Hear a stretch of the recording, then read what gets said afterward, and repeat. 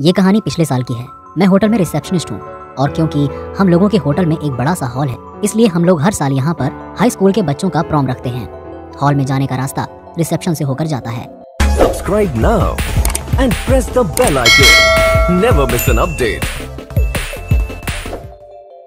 2018 की prom night शुरू हो चुकी थी।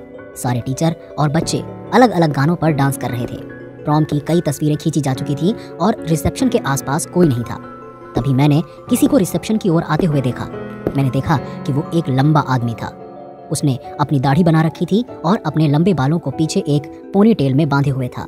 उसने काफी पुराना सूट भी पहना हुआ था। उसके जूते काफी गंदे थे। उसकी आंखें बहुत बड़ी थीं और उसने मुझसे कहा, मैं यहाँ प्रॉम में जाने के लिए आया हूँ।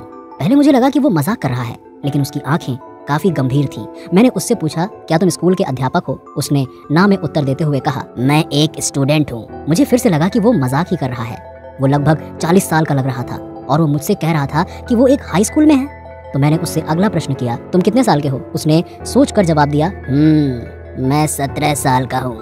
नहीं, मैं 16 साल का हूँ। अब मुझे पूरा अंदेशा हो गया था कि वो आदमी अपने होश में नहीं था। मैंने उससे कहा, माफ करना, मगर आप मुझे 16 साल के नहीं लगते। उसने जवाब में कुछ नहीं कहा, बल्कि मुझे अपनी गहरी बड़ी आंखों से घूरता रहा। वो मेरी बेंच पर झुका और बोला, चलो एक काम करते हैं, मेरी जेब में एक छुरी है।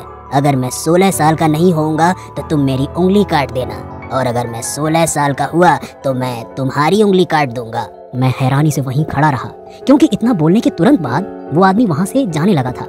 मैंने ये पूरी बात अपने मालिक को बताई, जिस पर मेरे मालिक ने कहा, अगर अगली बार वो आदमी आए तो सीधे मालिक को खबर करूं। जब मैं अपना काम खत्म करके रात 12 बजे अपनी कार की तरफ जा रहा था तो मेरे कार के सामने ही एक लिफाफा फंसा हुआ था। उस पर लिखा था, मैंने जो बोला था मैंने वो किया। जब मैंने उस लिफाफे के अंदर देखा तो उसके अंदर एक कटी हुई उंगली रखी थी और मुझे शक था कि ये उंगली उसकी नहीं है, क्योंकि ये उंगली गोरे रंग की थी और उसके हाथ काले थे। मैंने उस आदमी को कभी दोबारा नहीं देखा और मैं आज भी सोच में पड़ जाता हूँ जब सोचता हूँ कि वो आदमी प्रोम में क्यों जाना चाहता था।